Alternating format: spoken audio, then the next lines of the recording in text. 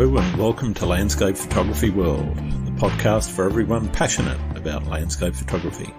I'm Grant Swinburne and I'll be your host on the show, talking to landscape photographers about their motivations, likes and dislikes. This podcast is sponsored by Outback Pro, the professional photographer's tool to keep your images safe. How safe are your photographs? Or to put it this way, how would you feel if you permanently lost some or even all of them? The fact is, there are very real risks in storing your digital images on a hard drive, even if they're backed up to an external device. There's ransomware, hardware failure, file corruption, virus infection, and even accidental deletion or destruction. Outback Pro makes this problem go away permanently. Outback Pro is the professional photographer's tool to back up photographs, images, documents, and data files. Once set up, it keeps your files safe, quietly and reliably in the background. So if problems occur or disaster strikes, you'll have nothing to worry about. Your photographs will be safe. Which is why it's also the backup solution that I use myself for my own photographs. Take advantage of an exclusive 25% discount today by going to www.backup.sg. The software will never expire, meaning your photographs are safe forever. That's www.backup.sg. Give your photographs the protection they deserve. And now, on with the show. Josh Humboldt is a landscape photographer from Western Australia with an eye for showing the incredible landscapes he lives in. His work spans the deserts and outback scenes Western Australia is renowned for, as well as the incredible seascapes along its extensive coastline. Josh has been lucky to work and live amongst some of Australia's uniquely beautiful landscapes, and his dedication to getting out and showing them to the world is shown in his wonderful portfolio. Very comfortable with either camera in hand or flying his drone to capture the natural beauty that surrounds him, he provides viewers of his work with the opportunity to share in his vision. We discuss how he learned his craft, where his favourite places are, and what he's gleaned from the practice of photography in Australia's outback and remote coastlines, along with a lot more. I hope you enjoy the show. G'day Josh, welcome to Landscape Photography World. How are you going? Yeah, well, thanks, Grant. Thanks for having me on. Absolute pleasure, mate. I had you on the list for a little while and very pleased that you've said yes and can take the time out to talk to me a little bit. Why don't we start with who you are and why you do landscape photography? Yeah, look, I'm a father of two young children. I've got a 6 and a 10-year-old. We live in the wheat belt, central wheat belt of Western Australia at the moment. I'm a police officer. I'll probably lose half the followers by divulging that information, but that's life. And so with that job, I move around from town to town.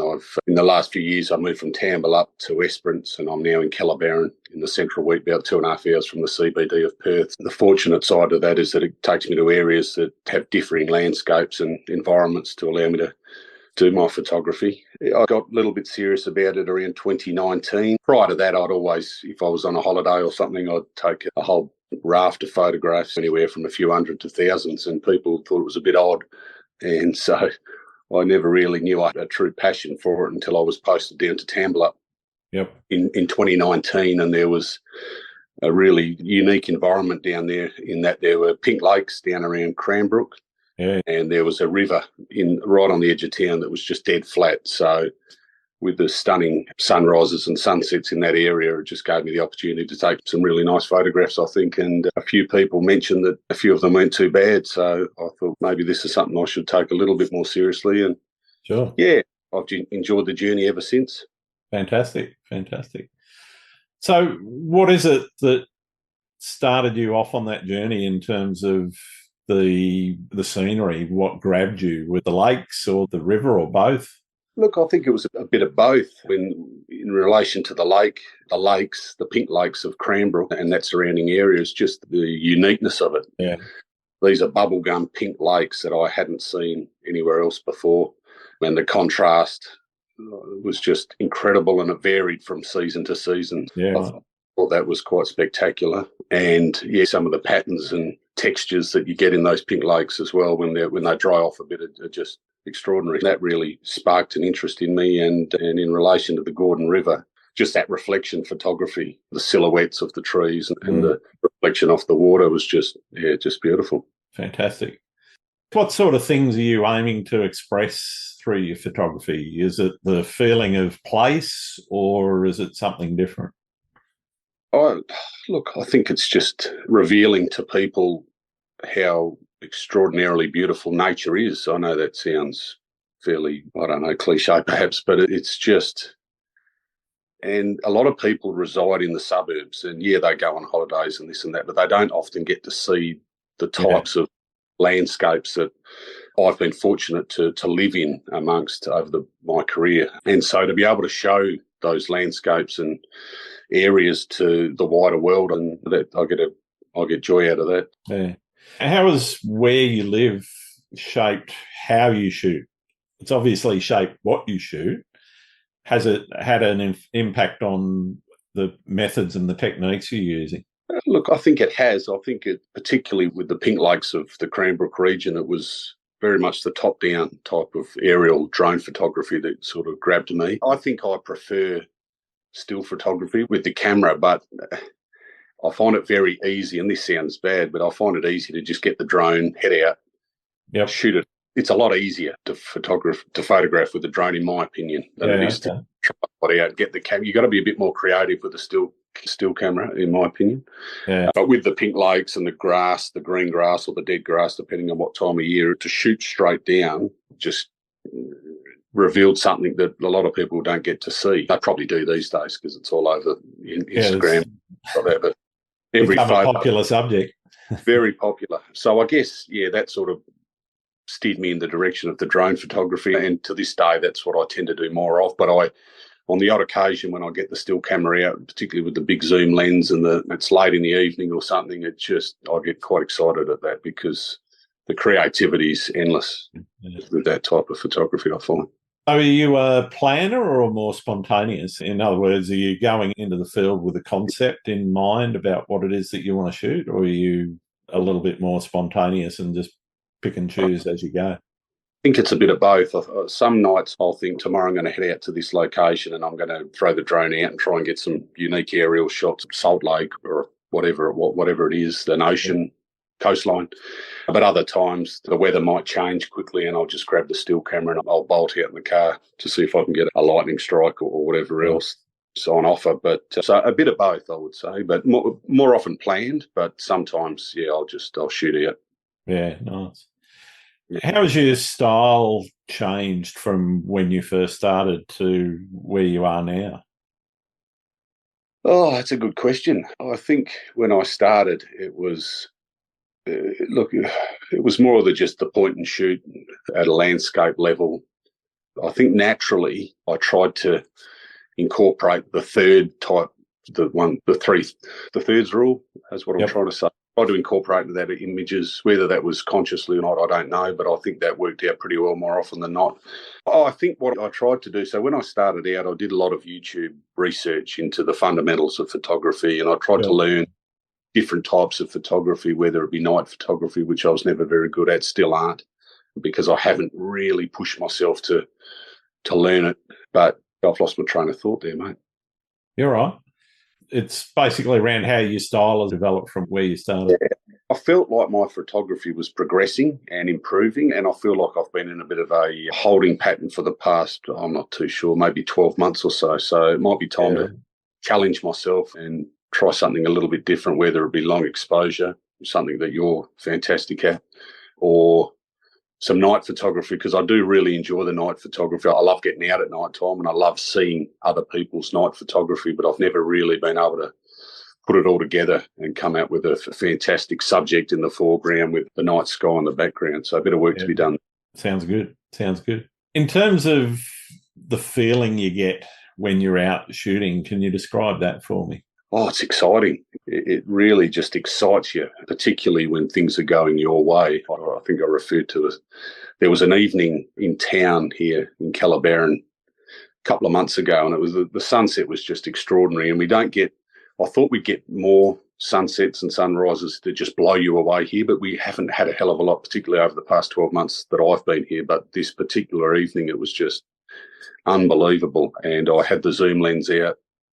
There's a few images on my Instagram page of this particular sunset, but it just excited me, and I just thought, wow, I was like a little kid in a candy shop running around with my camera and trying to get in the right position and lining it up with the landscape and the trees and things like that. I also got the drone out over Barndee Lakes, which is just out of Calabarin, a couple of months ago, and I saw something out in the distance, and it turns out it was an old gypsum mine cart line, which was really quite unique and interesting. So that excited me. When I first saw it, I wasn't sure whether it was an old railway line or what it was, but in the end, I discovered it was an old gypsum mine cart track. And that was just, really exciting when you come across something a little bit different. I photographed, and this is also on my page some time ago, but uploaded it. But there's an image of you can make a person's face in a salt lake, in a dry salt lake pan. Or at least I can, and I'm sure others can.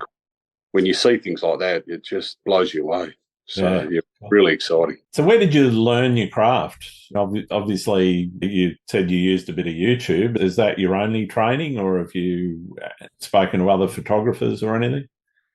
No, look, it's really just been self-taught. YouTube helped me a little bit in the early stages. I haven't really taken much from that over the past couple of years, but it's just, for me, it's just a matter of getting out there and seeing what I can see. And I really just taught myself how to do it. I think I've got a fair way to go. I don't regard myself as a top-level photographer or anything like that, but I certainly enjoy it, and from time to time manage to snag a half-decent shot, I think. So, I've got to say, in terms of quality, the passion you've got certainly shows through in your work. No, thanks very much. I really enjoy it. Yeah. How do you balance your photography with your work life and family life? Obviously, there's got to be trade-offs made. Are you flexible enough that you can bolt out the door at a few minutes' notice when the sunset or the sunrise is going off? Or No, I can. My partner's really accommodating in relation to that, so she'll allow me, without kicking up too much of a fuss, let me just bolt out if I think there's an opportunity to take a good shot. She's more than happy for me to head out. When I first started this journey around 2019, it did become a little bit obsessive. So I was heading out every night or every second night and editing constantly, and it was starting to eat into the family time and the family commitments a little bit. But I've taken a step back, and now I shoot less often and I edit less often than I did. But I've got a huge library to go through, so still no shortage of files to play around with. Fair enough. How do you balance the desire to create something original and unique with the need to stay true to the natural environment and the reality of what you're seeing? Wow, that's a fantastic question. Can you repeat that, please, Grant? Sorry. That's fine.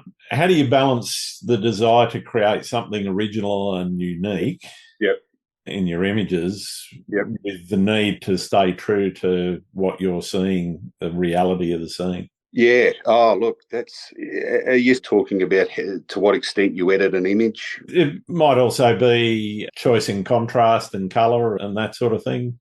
Yeah. No, that's a brilliant question, because people have often said when I've uploaded something to Instagram or Facebook, they've said, oh, is that edited? And to some extent, I edit every image. I'd love if I didn't have to, but I don't have to, but I choose to. Some I obviously touch less than others, but I try to not go overboard, I guess, is how I would put it, as how I edit it and how true I keep it to the colours and the contrast and the tones and what you're referring to there. So, I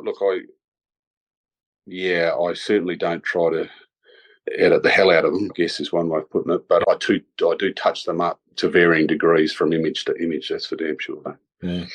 How do you react when somebody hits you up with, oh, that's been photoshopped? And it's not. Yeah, it does. Yeah. I wouldn't say it's upsetting, but you spend a lot of time out and about, a lot of your time and effort and costs, as you would know, Grant, the fuel cost, everything else that's associated with your gear, and that's I wouldn't certainly go as far as to say it's upsetting when people say things like that, but it does make you, I just carry on. So I got accused today, actually, one that I posted last night, of the Opera House. I got accused of removing buildings, which were never there in the first place. Yeah, which I thought was quite a good one. Well, okay, you think I've removed buildings, but if I'm brutally honest, I don't really know how to use Photoshop that well. I have removed bits of rubbish in the foregrounds and things, but I think, to be honest, though, that's acceptable. Yeah, very, but very acceptable.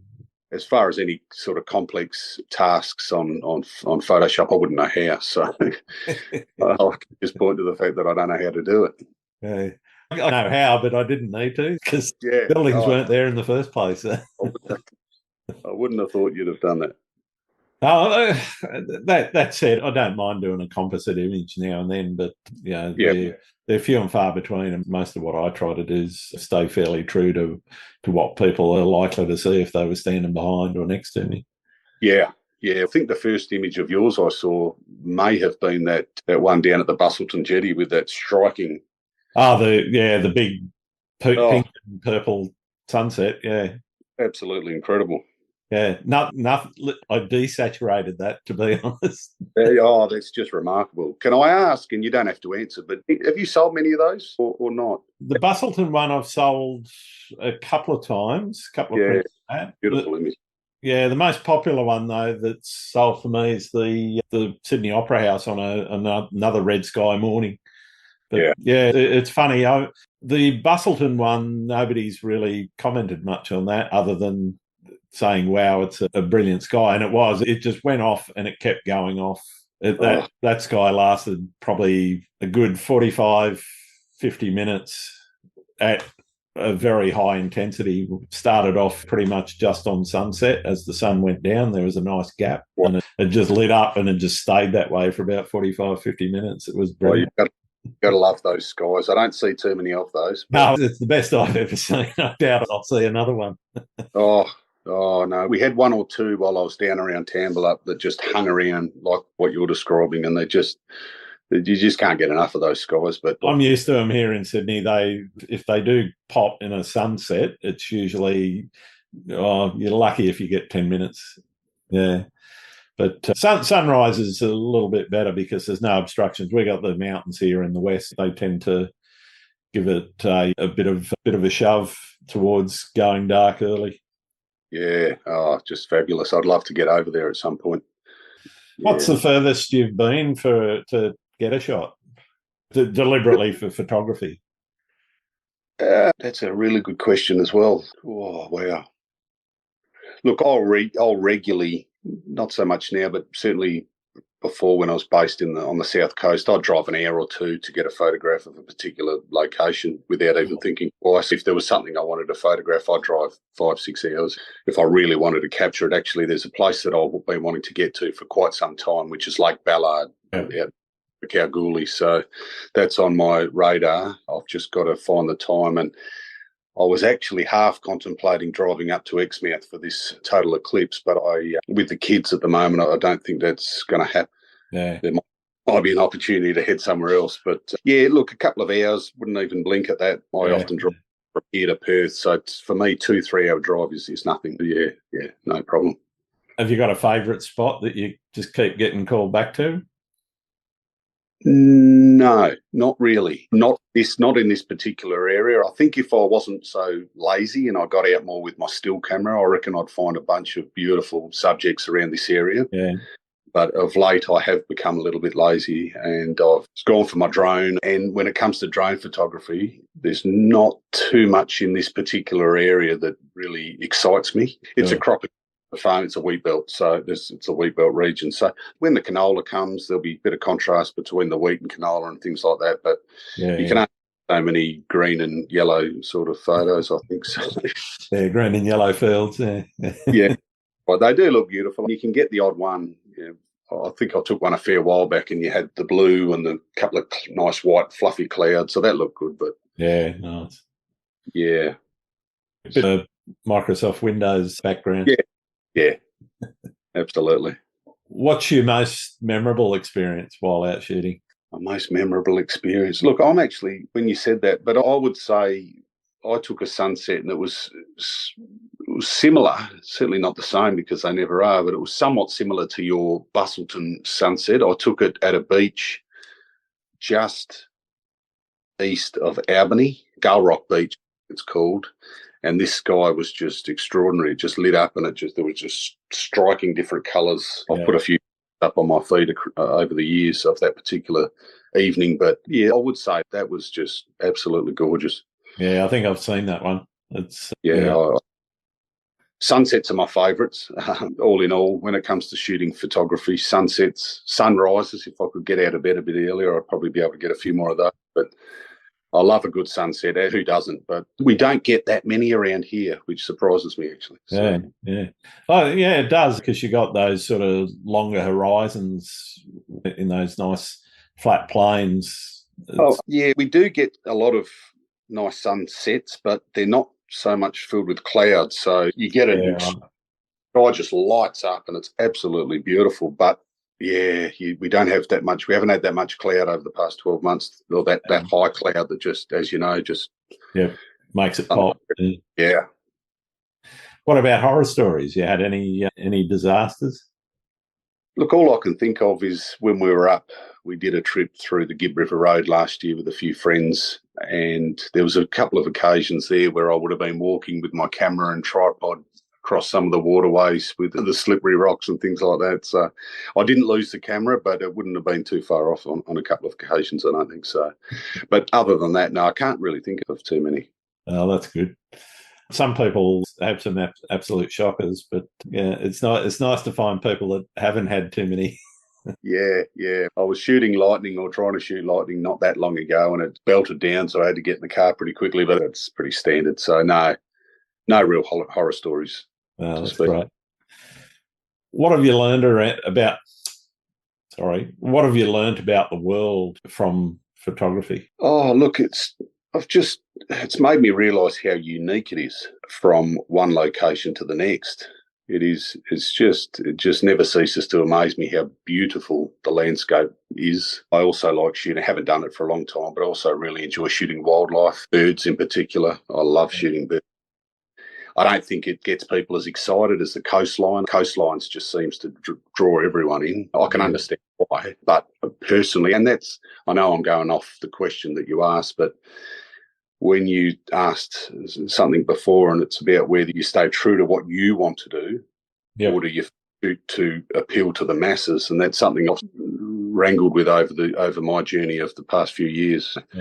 Because although I love shooting a coastline, and that'll certainly get me the most likes. If I put up a photograph of Esperance every day, that's surely going to win out for me. But it's not my favourite form of photography. I prefer rural sort of photography and things that are a little bit different. But my page would perhaps suggest otherwise when you have a look through it, because you've got to, at least for me, it sounds a bit silly, but you have to find that balance, I think, if you want people.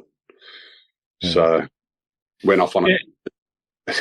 No, that's fine. I think it's important for people to follow and post what they prefer. I know from my experience that I do some intimate scenes where I've just taken a shot of a rock or a tree trunk or a section of a tree trunk. Yeah. And absolutely, engagement on those posts just disappears. Lucky if I get 50 people liking it or even looking at it. But yeah, I love shooting those, and I'll post a banger if I can find one. But I'm also more about just shooting for me, and whatever happens online, that doesn't really factor into it for me. No, look, I think that's a brilliant attitude, and probably something I should try to take on board a little bit more, because I do try to cater to what people like seeing. And I think it's best now at this point to start to realise that when I do photographing the coastline, don't get me wrong, I do, but it's not my primary, it's not what I enjoy doing the most. So I think I need to find out what I enjoy doing the most and go for that, because at the end of the day, I'm not making a hell of a lot of money out of this. It's a hobby for me. So for me, I really need to just do what I enjoy, I think. And if people enjoy looking at that, that's great. If they don't, so be it. Yeah. What's your process in the field look like? Straight out of the car, put the tripod up, or get the drone up, or you pretty well look around a little bit more? No, look, Yeah, it's fairly spontaneous. If I'm so I might take the kids for a swim because we haven't had our local swimming pool here for the past 12 months. The Shire's rebuilding or building a new one. So we've had to go out different towns for an hour and a half's drive to different pools. And so on the way, I'll always take the drone. Occasionally I'll get a dirty look from the missus, but I'll throw the drone in the back. And then on the way back, the light might be good and I might just say, look, it's time to pull over. I need to throw the drone up and get a couple of shots. I might shed or something in the paddock. But you never know. The kids might follow in your footsteps. Well, you never know. You never know. You never know. So what about when you get back? You've got your card full and you're straight into editing as soon as you get home, or do you tend to sit on it and take your time? I would be straight into it 12, 18, 2 years ago. Now, not always the case. And if I think I've got something that's a little bit different and I'm really excited to see it, I'll do it there and then or that evening. But now I'll generally just leave the card there and once I've got a few more and I find a bit of time, I'll then load her in and see what I've got and play around. But certainly not as. It's still something that obviously I'm excited about, but I'm not as invested fully as I was 2 years ago. But it was borderline obsession then, so it's more of a hobby now as opposed to an obsession. I think you've got the obsession under control. Yeah, I've got the obsession under control. So I think the family's pretty happy about that. So that's good. It's important when you got young kids in particular. I'm at a different stage of life where mine are all adults. Dad's disappeared again. Yeah. No, that's. The middle daughter says she wants to put a tracker on me, though, because she's worried that I might fall in the ocean or run down a waterfall or something. Yeah, you got to be careful around the rough sea. Yeah, absolutely. Safety first every time. Absolutely. Do you enjoy taking photos alone, or do you like to do it with other people? Or that's a good one. I haven't done a great deal of photography with other people. There's a colleague that lives over in Quairading, and she's on Insta.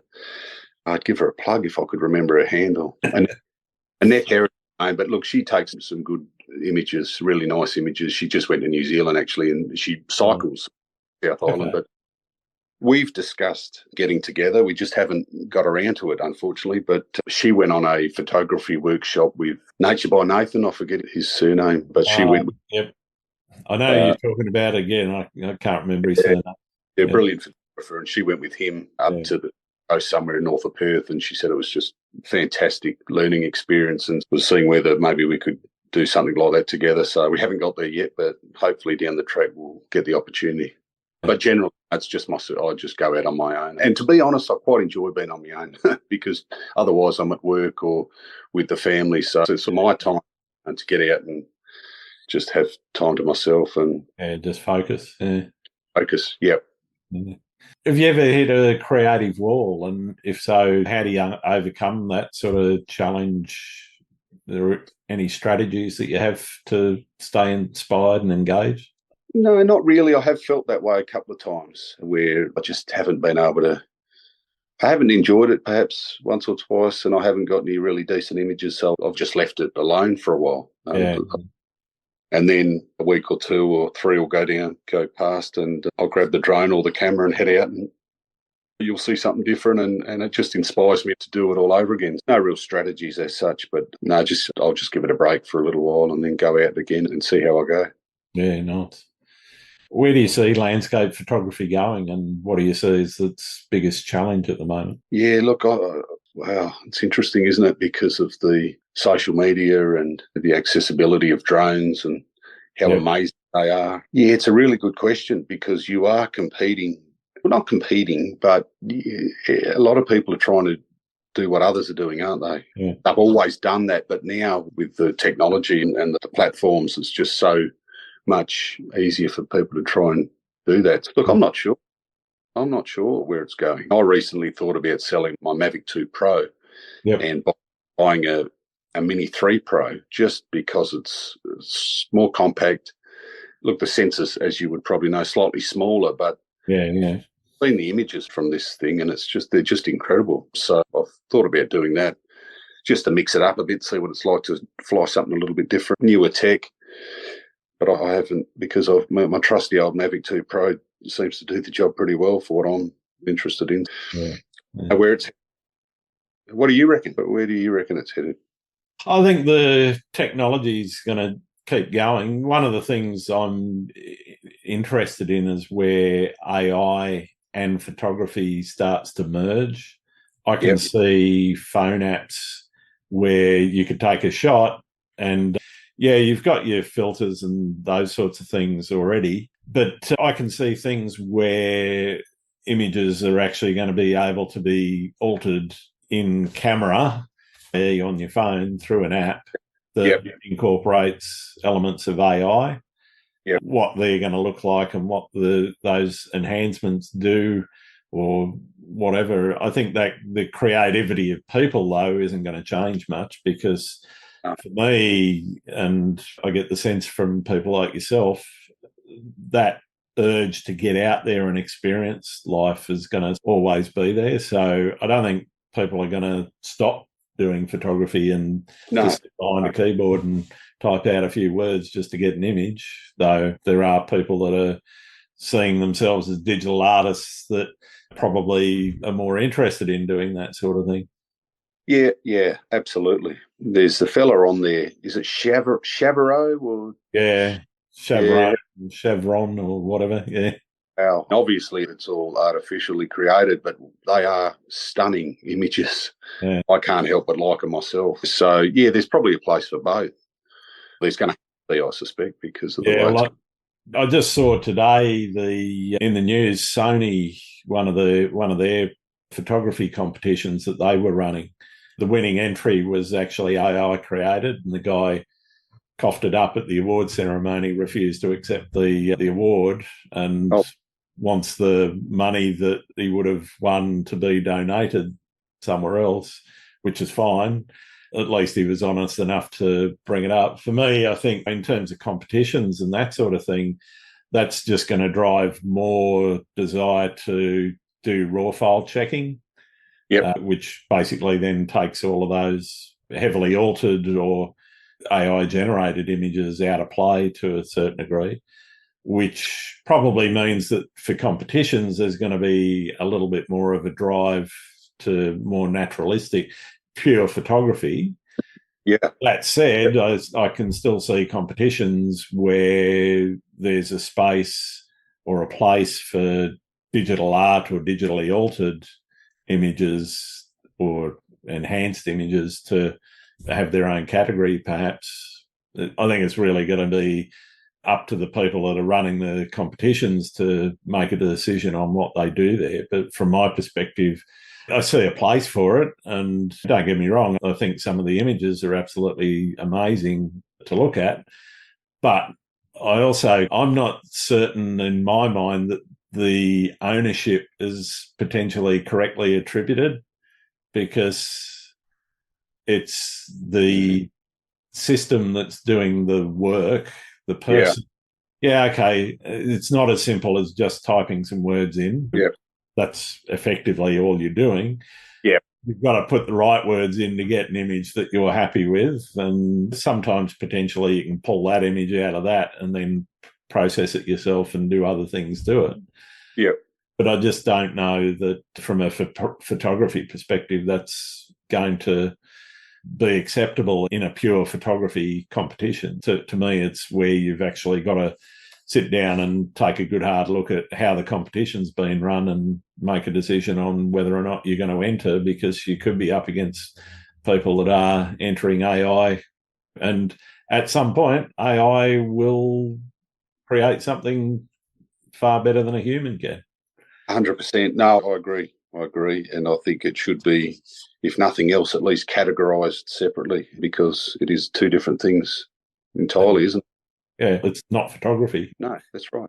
It's digital image generation. For me, that's where I say, okay, you've written some words, but effectively the smarts and the actual build of the image comes from the system and comes from the developers of that system.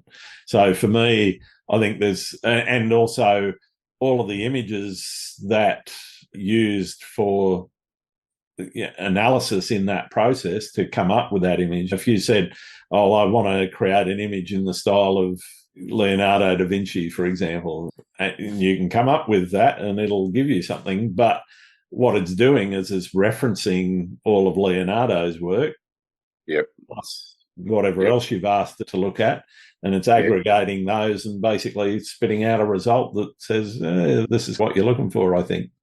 Yeah, it's the way it's all heading. It's quite remarkable, isn't it? Yeah. I as I say, I don't see it I don't see it as inherently bad. I personally would feel a bit weird about taking credit for the image. Yep. Unless I'd put a lot of work into it in post-production, so taken their image and then done more to it. Yep. I'd feel a bit weird about accepting any kind of accolades from anyone, even if it was just a post saying, wow, that's a great image. I'd be going, yeah, but all I did was type some words. That's right. So obviously that other fella thought the same thing, which was probably the right train of thought. Yeah, definitely. What's your favourite thing about being a photographer? Being able to show people what the beauty of the world. I know that I just think that it's just absolutely stunning.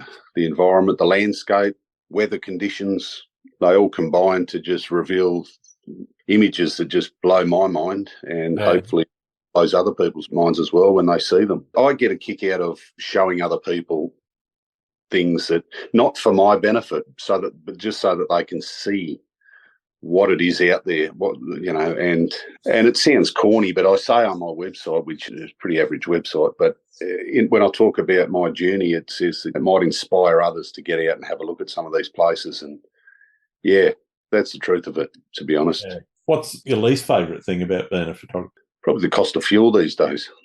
Yeah, definitely.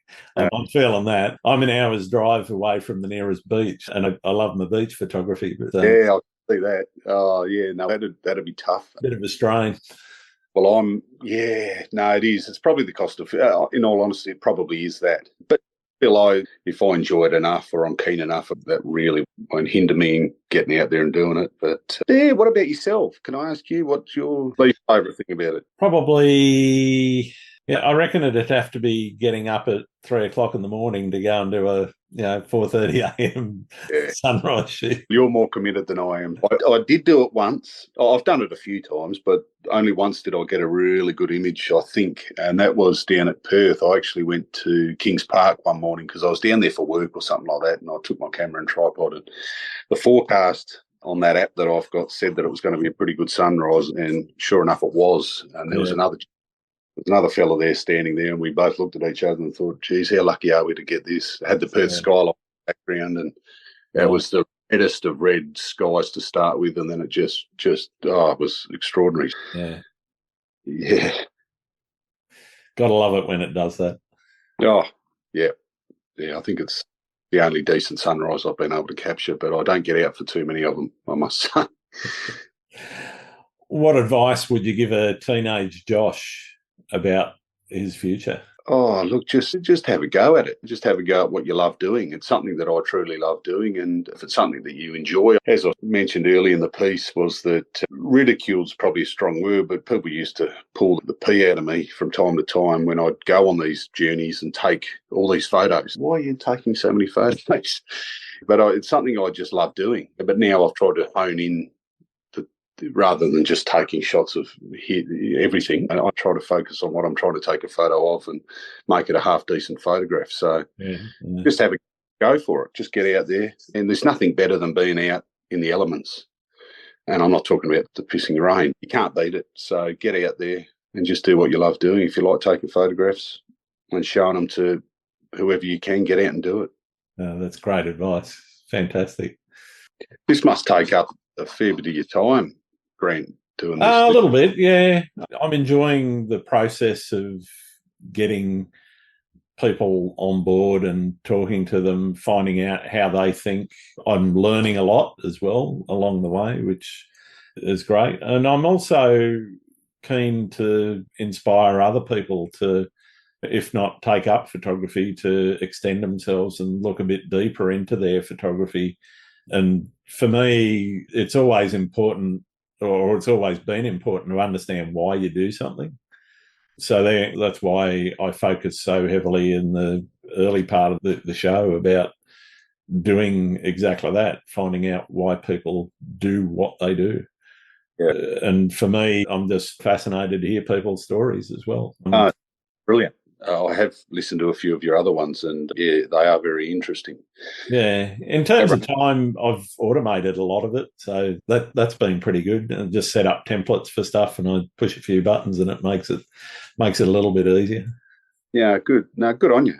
I reckon it's great, and it's very humbling to be invited on because I have seen the list of some of the people you've interviewed, and top tier photographers. Someone like myself who's a bit of a amateur at best. It's a real privilege, mate, to be asked to come on. So thanks for that.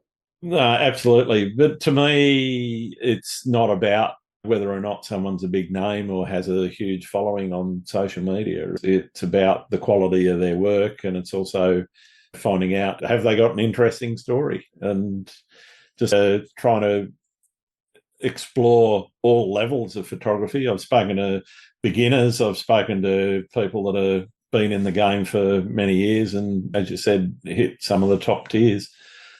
As I say, it's not all about hearing from those people all the time.